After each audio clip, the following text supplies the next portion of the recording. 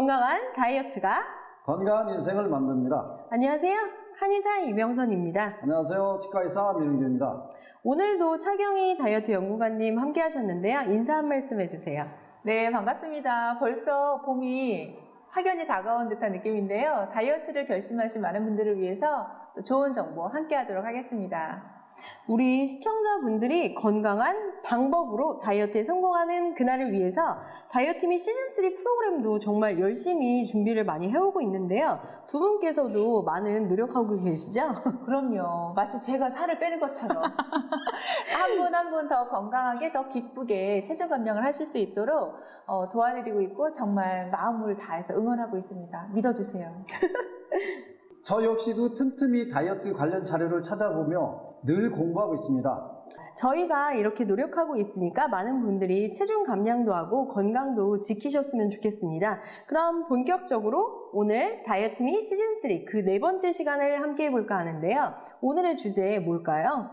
오늘의 주제, 잘 먹고 잘 빼자입니다. 와, 잘 먹고 잘 살자도 아니고 잘 먹고 잘 빼자요? 저는 정말 100% 공감을 하는데 굶으면서 하는 다이어트는 정말 비추천이에요. 잘 먹으면서 빼야 되거든요. 맞아요. 오늘 주제 속 잘 먹는다는 의미는 아무래도 좀 건강하게 또 다이어트 할 때 도움이 되는 음식을 잘 섭취한다는 의미로 이해하시면 좋을 것 같습니다. 요즘 보니까 다이어트 식단 이런 것들이 있던데, 그쵸?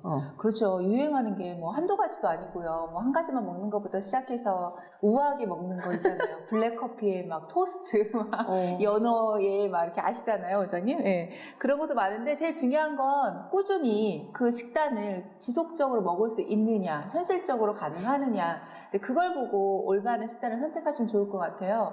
다이어트 식이라고 해서 너무 거창하게 가거나 아니면 닭가슴살하고 달걀만 먹는 것도 현실적으로 어렵기 때문에 저는 일반적으로 먹는 음식에 탄수화물, 단백질, 지방, 미네랄, 비타민 5대 영양소 있죠.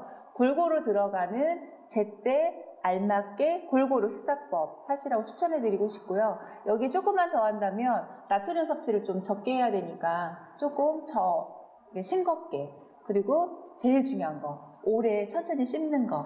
이 정도만 가미되면 제때 골고루 알맞게 싱겁게 천천히 이렇게 드시면 건강 다이어트 식이라고 볼 수 있을 것 같고, 이렇게만 드신다면요 살은 그냥 빠질 거라고 저는 생각을 합니다. 그래도 적게 드셔야 되죠, 그쵸? 그렇죠. 적당히 알맞게 골고루. 네. 그런데 요즘 해독 주스라는 것도 있던데요. 그렇죠. 원장님 해 드셔보셨죠? 당연하죠. 당연합니다. 다 해봤습니다. 해독 주스 그거 만드느라고 맨날 이만한 냄비에다가 한 번에 다 끓이고 그렇죠. 식히고 다시 넣고 하느라고 그렇죠. 했는데 의외로 또 맛없진 않아요. 그래서 맞아요. 먹을만 했어요. 네. 뭐 한참 또 유행했던 해독 주스 보면 뭐 양배추나 뭐 양파 아니면 브로콜리, 당근, 토마토 이런 거 서서히 약한 불에 오래 이렇게 끓이고 또 과일은 센 거 같이 갈아서 먹는 해독 주스 한 번쯤은 다 드셔보셨을 것 같은데, 야채를 많이 먹는다는 거는 건강에 도움이 되겠죠. 그런데 그렇게 야채를 넣어서 그래서 갈아서 먹은 그 해독 주스가 내 몸에 있는 모든 노폐물을 다 한꺼번에 제거해 준다라는 기대심으로 먹는 거는 조금 안 맞는 것 같다는 생각이 들어요. 그리고 한 가지 종류가 어떤 뭐 해독에도 좋다. 예를 들면 담배 피시는 분들 막 복숭아 일부러 찾아 드시고 예. 담배를 끊으시면 되는데. 그렇죠. 그리고 뭐 중금속에 좀 노출이 많이 되시는 분들은 도토리묵 많이 드시려고 하시고, 이제 그런 것도 중요하지만 기본적으로 해독 기관인 우리 몸의 해독 기관인 간이나 신장에 직접적으로 도움이 될 수 있는 그런 음식들을 더 자주 접해서 드시는 게 진정한 또 다이어트 해독 주스가 아닌가라는 생각을 합니다. 역시 다이어트는 왕도가 없는 것 같아요. 꾸준히 역시 열심히 다이어트 하시면서 계속해서 차경희 다이어트 연구관님이 함께 하시는 비만 제로 건강 뉴스 함께 하시죠.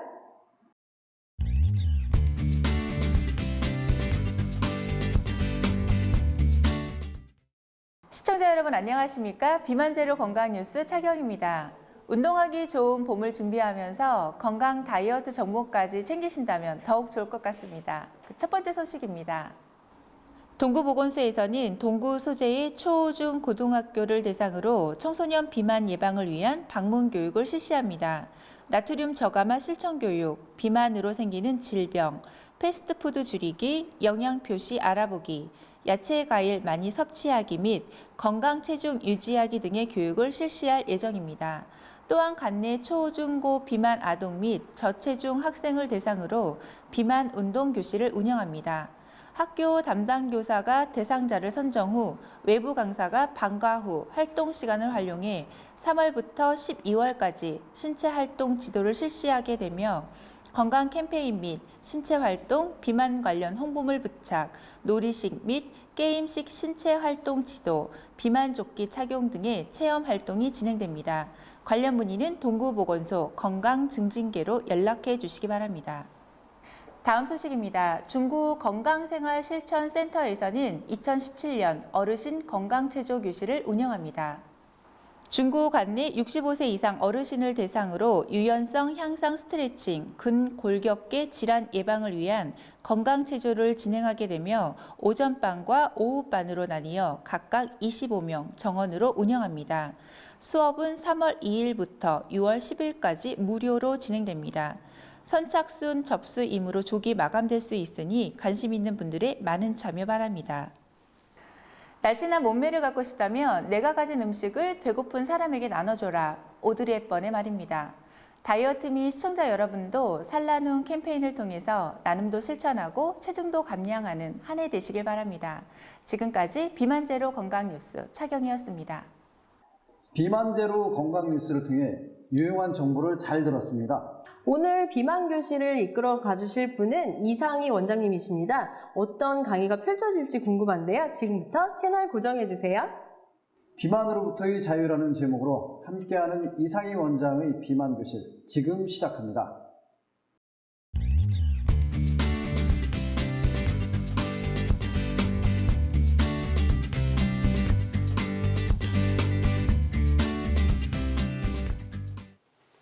안녕하세요. 오늘 비만으로부터 해결을 함께 나누게 될 이상희입니다. 항상 새해가 되면 비만으로 인해서 여러 가지 계획을 세우는 분들이 많으시고요. 또 1월이 되면 가장 많이 팔리는 그런 품목들이 전부 다이어트에 관련된 품목이라고 해요. 자, 그런데 우리가 이런 비만을 어떻게 하면 좀 더 편하고 즐겁게 해결할 수 있는지에 대해서 저와 함께 나눠보기로 하죠. 우선 비만은 어떤 형태를 비만이라고 하는지 많은 분들은 체중이 많이 나가면 비만이라고 이야기를 하는데요. 사실은 체중보다 체지방이 많은 상태를 비만이라고 하고요. 보통 성인들이 체지방이 어떤 상태를 비만으로 가고 있는 상태라고 하냐면은 남자의 경우에는 적어도 20% 이내는 돼야 되고요. 여성의 경우에는 30% 이내가 됐을 때 안전하다고 할 수 있고요. 그 이상이 되면은 체지방이 높은 상태 비만이라고 이야기를 하죠. 자, 이런 비만들이 어떻게 해서 오는지 여러분들은 많이들 알고 계시고 이미 많은 부분들을 찾아보셨으리라고 생각을 해요. 그래도 고전적으로 비만의 원인들을 보면 대체적으로 유전적인 요인 또는 식습관, 여러 가지 일상생활의 습관들 같은 것들도 있고 또 약물 치료를 하다가 보면 갑자기 살이 찌는 이런 경우들도 올 수도 있는데 현대인들에게 요즘은 더 심각해지고 있는 것은 2차성 비만이라고 해서 호르몬의 원인 이런 것들이 더 크게 작용하기도 합니다. 또한 대사장애, 요즘은 대사성 질환들이 많죠. 그러다 보니 대사장애나 호르몬 때문에 그것으로 인해서 비만이 오는 것들은 단순한 운동이라든지 약간의 식사 조절로 해결하기가 어렵기 때문에 사실은 비만은 우선 내 몸이 어떤 상태에서 비만인지를 먼저 아는 것도 필요하리라고 생각합니다. 자, 그렇다면 우리 몸의 지방은 왜 쌓일까요? 체지방에 관해서 참 많은 이야기들이 나오고 있는데요. 지방은 두 가지 형태로 하나는 체내에 많이 저장되는 형태가 있고 또 하나는 세포막도 구성하면서 여러 가지 기능에 참여하는 그런 지방이 있습니다. 근데 대부분 지방은 무조건 나쁜 것이야 이렇게 이야기하는 경우들도 많죠. 하지만 지방이라는 것은 인체에 꼭 필요한 파트이기 때문에 우리가 지방을 알고 가는 것도 필요하리라고 생각합니다. 그리고 체지방이라는 것은 주로 어디에 있느냐에 따라서 피하 지방형 비만이다 또는 내장 지방형 비만이다 이렇게 이야기도 하지요. 자, 이런 체지방들이 지방세포 안에 있겠죠. 이런 지방세포 수가 갑자기 늘어나는 시기가 일생에서 몇 번이 있는데요. 이 시기에 잘 잡아주면 성인이 돼서도 조금만 먹어도 막 살이 찌거나 주체하지 못할 정도가 아니라 오히려 조절을 잘할 수가 있기 때문에 이미 성인이 되신 분들은 또 이것을 알고 있다가 내 아이들이나 또 자라나는 그런 후배들한테 이야기해주면 좋겠죠. 일생에서 이런 비만으로 인해서 체지방 세포 수가 급격히 증가하는 시기가 3번 있는데요. 첫 번째가 임신 후기예요. 그래서 태교 음식이 굉장히 중요한 이유 중에 하나이고 특히 임신 후기로 가서 산모가 또 임산부가 살이 많이 찌게 되면 출산에도 위험하지만 태아의 체지방수가 급격히 증가할 수가 있기 때문에 태어났을 때 똑같이 음식을 먹어도 체지방수가 이미 늘어난 상태에 있는 아이들은 훨씬 더 비만으로 가기가 쉽지요. 두 번째가 태어나서 1년간인데요. 이때 엄마들은 무조건 잘 먹게 하는 경우들이 있고요. 그런데 이 시기에 체지방수가 급격히 늘어나게 되면 그 다음에는 음식 조절을 하지 않는 상태에서는 비만으로 가기가 더 쉬워요. 그래서 아기 때 너무 이렇게 통통한 것을 너무 선호하는 것도 좋지 않은 그런 현상입니다. 그 다음에 하나가 청소년기에는 성장기이기 때문에 당연히 모든 기능들이 활발하게 움직이고 있으면서 이때에도 체지방수가 증가할 수가 있기 때문에 이 3번의 기간들을 조금만 조심한다면은 비만이 쉽게 오지는 않는데요. 자, 그렇다면 이런 체지방이 우리 인체 내에서 특히 지방이 여러 가지 역할들을 하고 있어요. 그 역할들을 한번 보면은 여러 가지 세포막을 구성하는 데도 지방은 필요하고요. 호르몬이라든지 여러 가지 생체 조질 물질들을 활용하는데도 이 지방은 필요해요. 특히나 요즘 식스팩을 만든다 이러면서 체지방 0%에 도전한다 이런 이야기들이 있지만 우리가 스트레스를 받았을 때 내 몸을 이기게 하는 스테로이드 호르몬들은 전부 다 지방으로 만들기 때문에 체지방이 너무 떨어지고 내 몸 안에서 지방의 양이 많이 떨어질수록 우리는 스테로이드 호르몬들을 잘 못 만들어서 스트레스에도 훨씬 더 민감해질 수가 있고요. 또 하나는 성호르몬을 만드는데도 지방이 꼭 필요하기 때문에 체지방이 너무 낮은 것 또는 지방을 너무 피하는 것도 인체가 건강을 유지하거나 또 여러 가지 출산을 하는데 문제가 될 수도 있습니다. 또 하나는 단백질을 조절하는데도 지방이 필요하고요.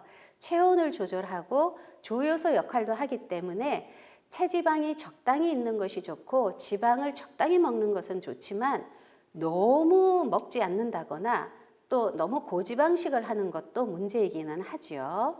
이런 지방들이 여성과 남성은 서로 저장되는 부위가 조금씩 달라요. 왜냐하면 여성들 같은 경우에는 이 남성에게 없는 자궁이라는 그런 부위가 있기 때문에 자궁 안에서는 생명을 잉태하는 중요한 역할을 해서 자궁을 보호하기 위해서 자궁 주변으로 지방세포가 포진하고 있어요. 그래서 여성들은 지방량이 많이 쌓이게 되면 복부 아래쪽으로 또는 허벅지 쪽으로 체지방수가 많기 때문에 지방량이 많이 늘어나게 되면 비만이 올 수가 있고요. 남자들은 주로 윗배가 많이 부른 그런 지방의 형태들을 가지고 있죠. 또 하나는 제가 좀 전에 말씀드린 것처럼 내장 쪽에 끼는 지방이 있고요. 체지방이 있고 또 피하 조직 쪽에 있는 지방에 따라서 또 서로 성질이 다른데 심혈관계 질환이 오는 것은 내장 지방형 비만일 때가 훨씬 더 많이 올 수가 있겠죠. 그리고 또 이렇게 비만으로 인해 가지고 많은 사람들이 또 염려하는 것들이 셀룰라이트죠. 그 몸에 보면은 팔뚝이라든지 허벅지 같은데 셀룰라이트 때문에 미용적인 부분도 염려를 하고 있는데 이런 것들이 지방이 변형돼서 생긴 그런 형태이어서 셀룰라이트를 없애려고도 또 많이 노력을 하는데 이 셀룰라이트는 또 체온하고도 관계가 있어요. 그래서 여러 가지 부분들을 함께 좀 생각해 볼 문제이고요. 셀룰라이트가 또 생기는 원인 중에 또 하나는 호르몬 문제 때문에 생기기도 하고요. 나쁜 식습관이라든지 또 운동 부족 이런 것도 생기기 때문에 우리가 한 가지만 행할 게 아니라 다방면으로 좀 볼 수 있는 것도 필요하리라 생각합니다. 그리고 비만의 이제 여러 형태들은 제가 이야기를 했었고요. 이런 비만하고 관련된 호르몬들이 있어요. 많은 분들은 단순하게 음식을 섭취를 많이 해서 또 고칼로리 식사를 해서 살이 찐다고만 생각을 하지만 또 때로는 어떤 부분들은 물만 마셔도 찐다는 분이 있고요. 너무너무 적게 먹었는데도 나는 계속 체중이 느는 것 같다. 이렇게 이야기하시는 분들이 있는데 이런 분들이 주로 호르몬에 문제가 있는 분들이에요. 최근에는 이런 호르몬 중에서 대사에 가장 많이 관여되고 있는 호르몬들이 갑상선 호르몬이죠. 그래서 요즘 보면은 갑상선 호르몬 문제를 안고 계시는 분들이 많아서 따라서 갑상선 호르몬 저하에 의해 가지고 비만이 오는 경우들도 많아요. 이렇다 보니 단순 식사만 제한한다든지 운동만 해서는 이런 문제들이 해결이 안 되죠. 그래서 호르몬에 문제 있는 것도 생각을 해봐야 되겠고요. 그 다음에 하나가 여러 가지 스테로이드 호르몬들이 얼마나 내 몸을 잘 조절해주고 있느냐, 이것도 굉장히 중요한 문제라고 생각을 합니다. 그리고 우리 몸에는 여러분들이 늘 느끼셨듯이 배가 고프면 배고픔을 느끼게 해주는 호르몬이 있고 배가 부르면 또 그만 먹게 하는 호르몬들이 있겠죠. 이래서 수많은 호르몬들의 작용에 의해서 나는 포만감도 느끼고 배고픔도 느끼고 음식 조절을 해야 되겠다는 생각도 드는데 이런 것들의 호르몬들의 교란이 오게 되면 아무리 먹어도 배부름을 못 느낀다든지 또는 오히려 먹지 않아도 배고픔을 못 느끼는 이런 문제들이 생길 수가 있겠죠. 이래서 음식물을 제대로 잘 섭취하고 소화하고 내 몸 안에서 대사하는 데는 너무나 많이 관련된 호르몬들이 있다는 것들을 여러분들이 아셨으면 좋겠습니다. 자, 이 중에서 하나 아마 여러분들이 어떤 분들은 들어보셨을 것이고요. 어떤 분들은 못 들어보셨을 건데 아디포스타트라는 것이 우리 체내에 있어요. 그래서 아디포스타트는 지방 온도계라고 해서요. 우리가 음식물을 섭취하고 난 다음에 체내에 지방이 어느 정도 쌓이게 되면 아디포스타트에 딱 도달하게 돼서 아디포스타트에 일정량이 도달하게 되면 그 다음에는 배고픔 신호가 차단이 되고 배부름 신호들이 오게 되면서 식사를 그만두게 돼 있는데 이 아디포스타트의 수위가 사람마다 달라요. 그래서 어떤 분들은 아디포스타트의 수위가 굉장히 높여져 있는 사람이 있고 이런 분들은 많이 드셔야 그 다음 배부름을 느끼겠죠. 어떤 분들은 아디포스타트가 되게 민감해서 조금만 먹어도 배부름을 금방 느낄 수가 있는데 이 아디포스타트는 이만큼 체내에 탄수화물을 섭취하든 지방을 섭취했을 때 이 저장되는 체지방들을 지방들의 그 신호에 따라서 딱 세팅이 되기 때문에 이 아디포스타트 온도계가 올라가 있는 사람들은 아무래도 식사를 많이 할 수밖에 없는 상태가 돼 있어서 비만을 해결하는데 정말 중요한 요인 중에 하나가 아디포스타트를 제 위치로 다시 내려놓는 작업들이 많이 필요해요. 근데 이런 아디포스타트가 자꾸 수위가 올라가는 원인의 가장 큰 원인은 식습관의 문제이기는 합니다. 그래서 이런 아디포스타트를 조절하기 위해서라도 식습관을 바로 잡는 것들이 필요하겠죠. 또 하나가 아디포넥틴이라는 물질이 있는데요. 아디포넥틴은 지방세포에서 분비되고 근육이나 간에서 지방을 연소하거나 혈당치를 조절하는 데 쓰이는 물질이에요. 그래서 아디포넥틴이 충분히 있으면 심혈관계 질환을 예방할 수가 있기 때문에 이것도 비만이나 또는 심혈관계 질환의 지표가 되기도 합니다. 그래서 비만으로 인한 질병들은 여러 가지 있다는 것을 이미 알고 있고요. WHO에서는 비만은 이미 질병이라고 명명을 하고 있어요. 그래서 이런 비만을 해결하기 위해서 우리가 키워드 10가지를 한번 보자면, 첫 번째는 제가 좀 전에 말씀드린 것처럼 아디포스타트를 내리기 위해서는 해독을 하는 것이 굉장히 중요해요. 그래서 우리 몸의 해독 기관을 키워서 해독을 하는 것들이 필요하고요. 또 두 번째는 아침 식사를 절대 거르지 말아야 돼요. 요즘 보면은 뭐 저탄수화물 고지방 식사를 하자고 하는데, 이때 저는 아침 식사는 꼭 하되 꼭 탄수화물을 무조건 낮추지 말고요. 탄수화물을 적당히 먹으면서 좋은 지질을 충분히 섭취하는 것들이 더 필요하다고 생각을 합니다. 세 번째가, 그래서 탄수화물을 아침 식사도 하지만 탄수화물을 적정히 섭취하는 것이 훨씬 더 다이어트를 하거나 오래 체중을 조절하는 데 도움이 될 거라고 생각을 하고요. 그 다음 네 번째가 콜레스테롤을 급격히 제한하지 말고 적절하게 조절하자는 것 말씀드리고 싶고요. 그 다음 필수 지방산들을 충분히 섭취하는 것들이 필요하기 때문에 필수 지방산에 대해서도 한번 식단을 생각해 볼 문제고요. 그리고 또 여섯 번째는 뭐냐면은 채식만이 건강식단은 아니에요. 그래서 채식은 하되 적절하게 단백질 섭취와 지질 섭취를 위해서 동물성 음식들도 조절해서 섭취를 하자는 것이고요. 일곱 번째는 갈색 지방 조절을 할 수 있는 그런 물질들을 섭취하자. 갈색 지방이 체내에 충분히 있으면은 지방 연소를 잘할 수가 있거든요. 그게 녹차에 들어있는 카테킨이라든지 고추에 들어있는 캡사이신, 원두에, 커피 원두에 들어있는 클로로젠산 같은 것들이 있어요. 그 다음에 여덟 번째는 수분 섭취를 충분히 해야지만 우리가 대사를 하는데도 도움이 되기 때문에 양질의 수분들을 충분히 섭취하는 것들도 필요하고요. 아홉 번째는 여러 가지 항산화 작용이 뛰어난 물질들을 충분히 섭취하자는 것이었고요. 열 번째가 식이섬유소가 충분한 음식을 섭취하는 것인데, 자, 이 10가지를 종합해서 말해보자면 결국은 적절한 탄수화물과 좋은 지방들을 충분히 섭취하면서 섬유소가 풍부한 채소들, 항산화 물질들이 충분한 채소들을 충분히 섭취하자는 것이에요. 그래서 결국은 비만으로부터 해결하는 방법은 균형 잡힌 식사를 하자. 아주 간단하게 말하면 균형 잡힌 식사를 하자는 것이죠.